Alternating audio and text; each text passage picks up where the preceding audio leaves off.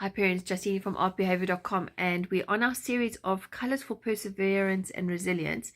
And what we're looking at today specifically is what motivational colors can you incorporate into your child's educational materials, or their activities to empower them to take ownership of their learning journey, and chart their own course towards academic and personal success. So this is a question that I actually got from a parent.